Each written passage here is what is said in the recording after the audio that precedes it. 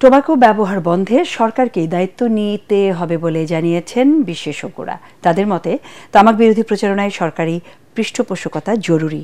রাজধানী বিশ্ব সাহিত্য কেন্দ্রে জনস্বার্থ রক্ষায় তামাক নিয়ন্ত্রণ নিয়ে উন্নয়ন সমন্বয়ের আলোচনায় এসব কথা বলেন তারা। সেমিনারে জানানো হয়, বাংলাদেশ বিশ্বের ৫ম বৃহত্তম তামাক ব্যবহারকারী দেশ। প্রতিদিন ২২ ভাগ মানুষ পাবলিক প্লেসে ধূমপানের পরোক্ষ ক্ষতির শিকার হচ্ছেন।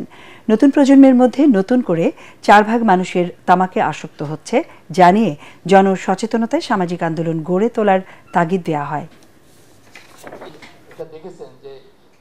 আমরা দারিদ্র্যের পাশাপাশি যদি স্মোকিংটাকে রাখি তাহলে আমরা বুঝতে পারি যে দারিদ্র যেমন আমরা এখনো ভুগছি, আমরা নিরক্ষরতা এখনো আমাদের 25 to 30% পিপলকে আমরা নিরক্ষর রেখেছি, তেমনি আমরা স্মোকিংয়ের জায়গায় আমাদের যা করণীয় সেটাকে আমরা করতে পারি নাই। কমপক্ষে 25 জনের মধ্যে 3 জন মেয়ে উন্মুক্ত জায়গায় সিগারেট খাচ্ছে।